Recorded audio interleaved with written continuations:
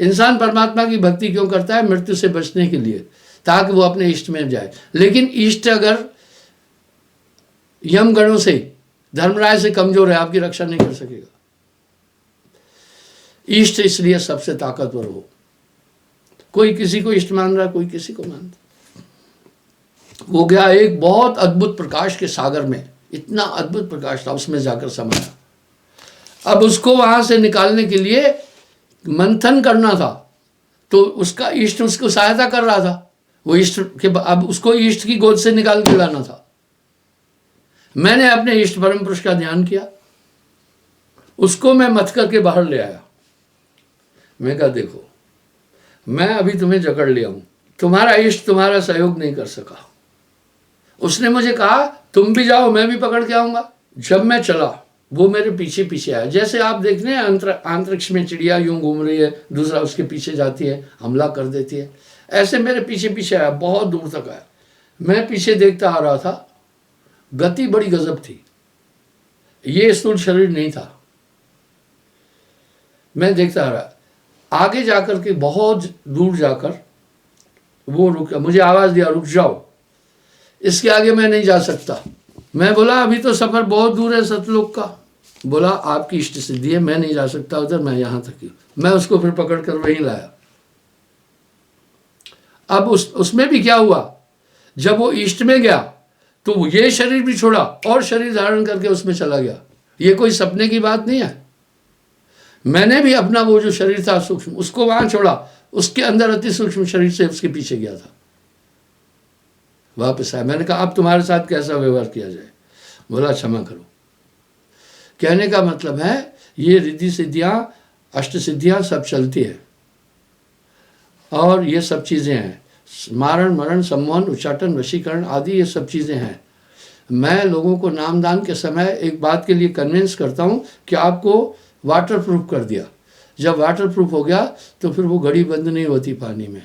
साहब इस शब्द पर कह रहे हैं, सदगुरु शब्द सहाय निकट गए तन रोग न व्यापे पाप ताप मिट जाई, अठवन पठवन दृष्टि न लागे नाम के बाण ढहाई, इत्यादि शब्दों से मैं कई जगह ये चीज़ें स्थापित किया। आपके पास बहुत शरीर है, आप एक ही प्रमाण से समझ जाइएगा कि जब आप नींद में जाते हैं, शरीर को छोड़ते हैं, उस शरीर में प्रविष्ट होते हैं, और आप उस शरीर से देखने वाली सब चीज़ों को नित्य मानते हैं, और सच भी है। मैं वैज्ञानिक तथ्यों से ये सिद्ध कर रहा हूँ। 20 साल बाद वैज्ञानिक लोग इसको स्वीकार करेंगे। आपके कंसंट्रेशन में पूरा पावर है, कंप्लीट पावर है। इस बॉडी की जान और जीवन की ताकत ही आपकी आत्मा के अंदर है। अभी वो लेज़र वेब्स तक पहुँचे हैं। हाइड्रोजन, वो पहले तो गोलियां चलती थी, फिर तलवारें, पाषाण युग आया, फिर धातु युग आया, तलवारें बाण चले, फिर पटाखे गोले चले, बम चले, वो अब सब पीछे की टेक्नोलॉजी है। अब उन्होंने मिसाइलें बनाई, फिर मिसाइलें, परमाणु बम बनाए, परमाणु मिसाइलें बनाई, वो भी अभी पहले है। अभी चल रहे लेज़र बम, वो बस अंतरिक्ष में भी आप देखा, सैटेलाइट में भी लेज़र बम से हम चौथे नंबर पर आ गए वर्ल्ड में, कि जाकर के सैटेलाइट को भी उस लेज़र बम से ब्लास्ट कर देते हैं। वो अभी उसमें ऑटोमेटिक सिस्टम है, पूरी हीट को, वो हाइड्रोजन एवरीवेयर हैं, जहाँ हाइड्रोजन है वहाँ हीट भी है, तो वो उसको पूरा कलेक्ट करके टारगेट को जाकर डिस्ट्रैक्ट करते हैं। इस तरह से अभी 20 साल बाद वैज्ञानिक थोड़ा सा ये समझेंगे कि कंसंट्रेशन की वेब्स जो है लेज़र वेब से भी स्ट्रांग होती है।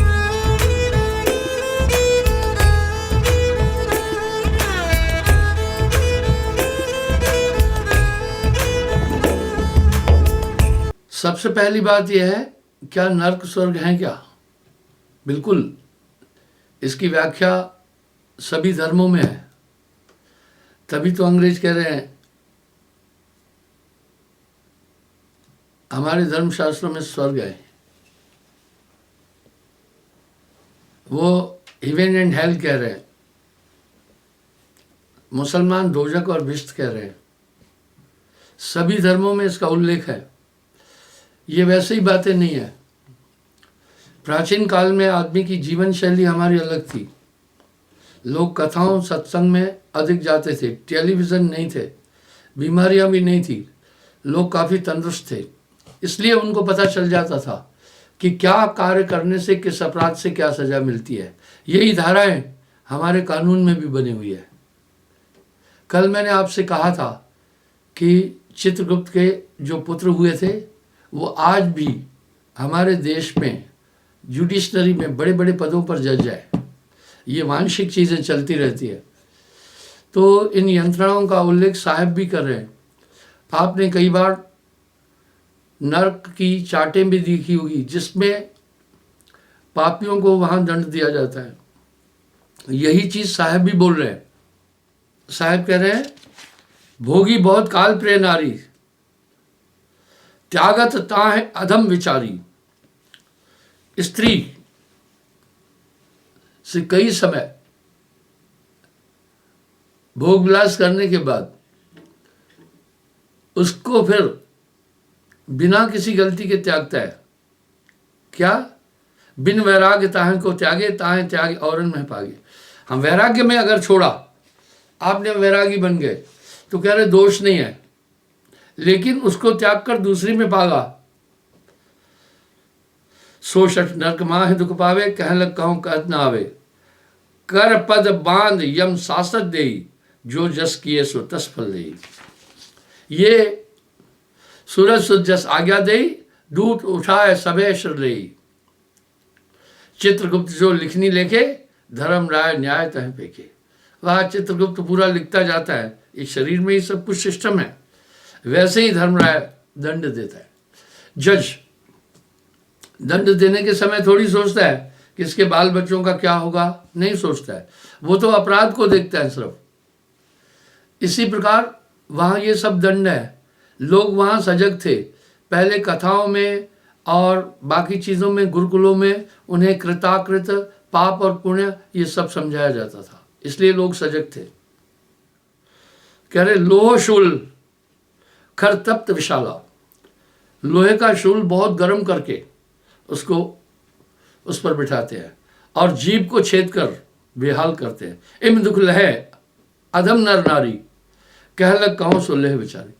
इसलिए लोग पहले बहुत बुद्धिमान थे। स्त्री अपने पति तक सीमित रहती थी, पति अपने पत्नी तक सीमित रहता। ये प्रथा हमने देखी है विगत 15-20 सालों में। बहुत बुरी तरह हमारी संस्कृति डैमेज हुई है।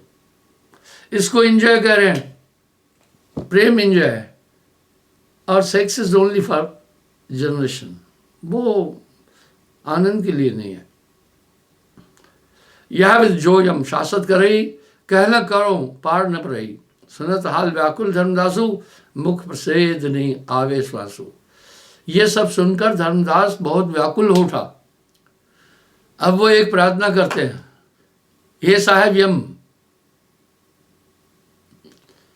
बड़ विकरारा, कह विधन सा पावे पारा। यही भय में मन में आवे, चितवत चित व्याकुल हुए जावे। कह रहे हे साहब, जाने अनजाने में भी बड़ी गलतियां होती हैं। ये वरदान सुनकर मैं व्याकुल हूं। सुनत वचन प्रभु मन बहसाए, कई शब्द धर्मन समझाए। धर्मन तुम्हें भय का सुनाई, सदगुरु शब्द हैं तुमने पाई। देखो यहाँ क्या कह रहे हैं, हे धर्मदास तुम भय नहीं करो, तुम्हारे पास सदगुरु शब्द है। यम तास निकट न जावे ही, चह नाम की प्रतीत है। यहां साहब फिर गारंटी दे रहे हैं, अपर कथा सुनो चितधारी, संशय मिटे तो हो सुखारी। साहब कह रहे हैं आगे मेरी बात सुनो, जिससे तुम्हारी शंकाओं का निराकरण होगा। इस तरह राजा अमर सिंह को साहब नरक की यंत्रणाएं दिखा रहा था। राजा अमर सिंह भी अनेक रानियां थी, विषय भोगों में लगा रहता था। साहब की मौज हुई, वहां जाकर पहुंचा। जब राजा विनती मम कीना, तब हम ताहें दिलासा दीना। साहब कह रहे राजा वो सब कष्ट देखकर कांपने लगा, मुझसे विनती किया, तब हम ताहें दिलासा दीना। साहब कह रहे मैं उन्हें दिलासा दिया। क्या? शब्द गए सो ना है डराई, तिम किम डरे सुनो हो राई। इसलिए हे राजा तुम मत डरो, इस नाम के आगे यमतास निकट न जावही। नाम की ताकत के कारण तुम्हारे पास आ नहीं पाएंगे। सत्य शब्द मम जे जे पहिए, काल फांसे सब निशय हैं। जिनके पास नाम है, साहब कह रहे हैं कि उनको ये चीज़ें नहीं लगेगी। अब यहाँ साहब एक और भी बात कर रहे हैं, यानी नाम है तो क्या पाप करते जाओ? नहीं, जो हो चुका बही को छोड़ रही को चेत ले। नाम के समय गुरु पूरे पिछले कर्म कैसे काटता है वो सुनना। मैंने एक बात बहुत बार बोली है और बोलना पड़ेगी। देखो, जो रामचरितमानस की कथा बोलते हैं बार बार तो वही बोल रहे हैं ना, मैं तो आपको हर बार कुछ नई चीज दूंगा ना। जो भागवत कथा बाँचते हैं वही तो शुरू करते हैं ना, तो प्रसंग आने पर कभी कभी वही शब्द घूम कर आते हैं, कोई बात नहीं है, क्योंकि उस प्रसंग में उन शब्दों की आवश्यकता पड़ती है। मैंने कई बार एक बात बोली है, जिस प्रकार से आपके पास 3 चेतना है। एक भौतिक चेतना, वो आपके इस ब्रेन में है। वो कौन सी चेतना है? जिससे हम जो दृश्य देखते हैं, जो चीजें सामने हम देख रहे हैं, वो हमारे जहन में है। ये मस्तिष्क बाकी कोई याद नहीं रख रहा है। मस्तिष्क की एक आदत है, इसमें ओवरलोड नहीं हो सकता। जैसे आपके मेमोरी कार्ड फुल हो जाता है तो वो कहते हैं कि भाई मेमोरी कार्ड फुल, SMS पे मेमोरी फुल। इस तरह ये इस जीवन की बातों को बड़ी मुश्किल से सहज पाता है, पिछली बातों को स्वीकार नहीं करता है। इसलिए अंतःकरण और मस्तिष्क में बड़ा अंतर है, दोनों में झगड़ा है। अंतःकरण में जो आपकी चेतना है वो 100 जन्म की बातें अंतःकरण में हैं। जैसे दूध ज़्यादा देर नहीं रुकता है, पर उसमें से जब घृत निकालते हैं तो काफ़ी दिन रुकता है। इस तरह अंतःकरण में कई जन्मों की बातें, 100 जन्म की बात भी याद रहती है। इसका उल्लेख श्रीमद् गीता में भी है। तीसरी आपकी आत्म चेतना है। आप विश्वास करना, जब आत्मा सतलोक जाती है अनंत काल के बाद, तभी भी उसे याद होता है ये तो मेरा घर है। वो चेतना है। तो कर्म सारणी बुद्धुत्पन्ने, अंतःकरण उसी काम के लिए प्रेरित करेगा जैसा कर्म का फल भोगना है, अंतःकरण वैसे ही प्रेरित करेगा। इसलिए आपके पूर्वोक्त कर्म आपके अंतःकरण में है, और जब गुरु नाम देता है वो सबको भस्म करता है। जब है नाम हृदय धरा, भया पाप का नाश, जैसे चिंगी आग की पड़ी पुरानी घास। सुनत वचन राजा धर धीरा, वचन सुनकर राजा ने, धीर कहते हैं धीरज को, वो धरा। बोले वचन काल बलबीरा, हे साहब तुम कहो विचारी, नगर हमार उजारन ढारो। हो साहब जो तुम अस कहो, न्याय नीति सबही तुम हरहूं। सुनो साहब एक बात हमारी, पंथ तुम्हार चले संसारी। ताते विनती करे बहुरी, सुनो गुसाई अर्जी मोरी। अब जब राजा को साहब नरक में ले गया था, तो वहां चित्रगुप्त ने कहा ये तो हमारा अपराधी है, इसने बहुत पाप किया है, अगर हम कर्म का फल नहीं देंगे तो हमारा ये पूरा सिस्टम डिस्टर्ब होगा। क्या कह रहे हैं पता है? ब्रह्मा विष्णु शिव अधिकारी, तिनकी आशा जगत में भारी, उनको हम नहीं कभू डराए। आप थोड़ा विचार करके देखना, चूक चाल तो ताहम नचावे। पता है क्या बोल रहे हैं? चूक चाल, अगर गलती होती है उनको भी नचाया है। क्या बात है। और जीव की कौन चलाए, हम थे उबरन को एक न पावे। बोला भाई कबीर साहब को कह रहे हैं धर्मराय जी, अब आप कह रहे हैं कि सब कर्म काट देंगे तो हमारा सिस्टम ही खराब हो रहा है, हम तो किसी को छोड़ ही नहीं रहे। सीधी चाल, चल जीव सुजाना, सो जीव देहो लोक बयाना। लिख पाए परपंच करे साहब को ध्याए, हम ते जीव जान नहीं पाए। बोला अगर नाम लेकर पाप भी करेगा उसको हम नहीं छोड़ेंगे। तभी मेरे प्रवचन का सारी चेतावनी है, बही को छोड़ रही को चेत ले। अगर आप ये सोचें कि नाम के बाद हम चाहे पाप करें, अब हमारा कर्म कट गया, नहीं, आपके पूर्वोक्त कर्म काट दिए गए, वो नाम ने काटे। आगे अगर गलती करोगे उसका दंड मिलेगा। इसलिए हिदायत दे रहे हैं कि भाई नियम पर चलना। यमराज को अब साहब क्या कह रहे हैं? ज्ञानी कहे सुनो यमराई, हमरो हंस न्याय रहाई, न्याय रहाई, परपंच तुम्हारो देख डराए, जीव घात कभू न लाए, निस्दिन जीव दया और धारे, ज्ञान पंथ मन माहे विचारे, अहो यमराज जाओ वैकुंठा, राजा विष्णु से करो बेटा। अब साहब क्या कह रहे? कहा जाओ तुम अब वैकुंठ में, वहां विष्णु जी से मुलाकात कर लेना, मेरा हवाला देना। इतना कह चलत भय राजा लीनो वास, फास मध्य चौक ठाड़े भय, देखो सबको वास। बोला इस तरह साहब कह रहे मैंने राजा को फिर सभी स्थान दिखाए।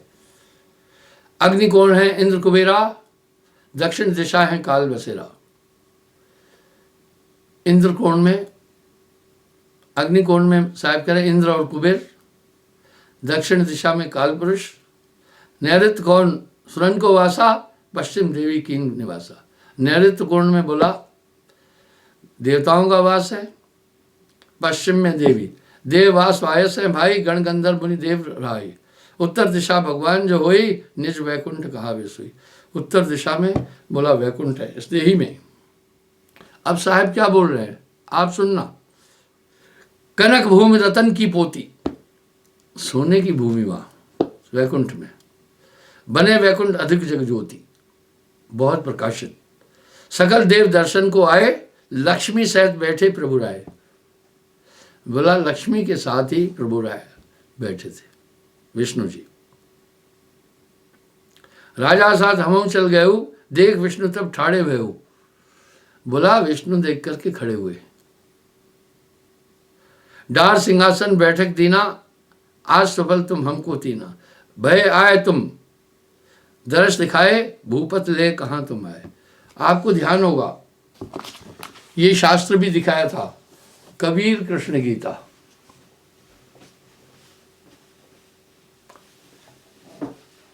इस तरह साहब बोल रहे हैं। अब वहां अमर सिंह क्या बोल रहे हैं? डार सिंहासन बैठक दीना, आज सफल तुम हमको कीना। बैठक दी, आसन दिया, बैठिए।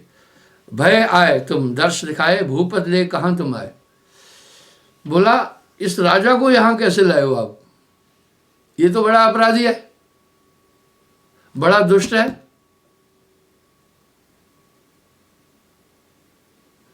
अब अमर सिंह क्या बोल रहा है वो सुनना। हे भगवान सुनो मम बानी, सेवा तुम्हारी निष्फल जानी। बोला तुम्हारी की हुई सेवा मेरी निष्फल हो गई। हम 71 मंदिर बनावा, तामे मुहूर्त ले पधरावा।